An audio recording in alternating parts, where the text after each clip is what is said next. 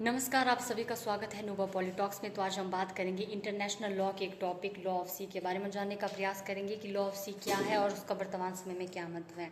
अगर साधारण शब्दों में हम समझें तो जिस तरह से एक देश को अच्छे से व्यवस्थित करने के लिए कानूनों की आवश्यकता होती है, उसी तरह से समंदर को अच्छे से व्यवस्थित करने के लिए भी हमें लॉ ऑफ सी की आवश्यकता पड़ी।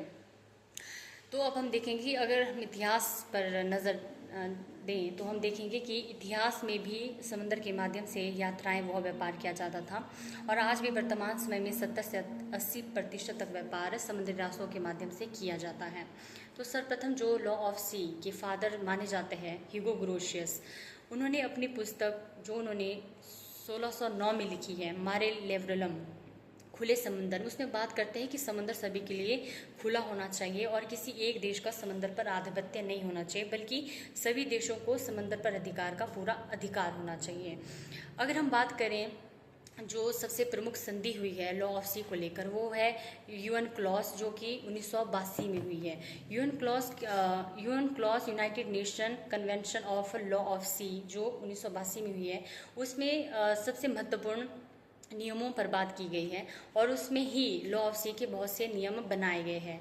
उस समय 117 देशों ने इसे अपनाया था, हस्ताक्षर किए थे इस संधि पर, और वर्तमान में अगर हम बात करें तो 169 कंट्रीज ने इसको अपनाया है। अब हम बात करेंगे कि जो यूएन क्लॉज द्वारा 1982 में जो संधि हुई है उसमें समुद्र को 5 भागों में बांटा गया है, जिनकी बात हम करेंगे। पहला है टेरिटोरियल सी, क्षेत्रीय समंदर, जो कि तटीय क्षेत्र से टेरिटोरियल एरिया से लेकर 12 नॉटिकल माइल तक फैला हुआ होता है। दूसरा है संलग्न क्षेत्र, कॉन्टिग्यूरस जोन, जो कि 12 नॉटिकल माइल से लेकर 24 नॉटिकल माइल तक फैला हुआ होता है। और तीसरा है विशेष आर्थिक क्षेत्र, एक एक्सक्लूसिव इकोनॉमिक जोन EEZ, जो कि 200 नॉटिकल माइल तक फैला हुआ होता है और यहाँ तक एक कोस्टल स्टेट को पूर्ण अधिकार होता है इस समंदर पर।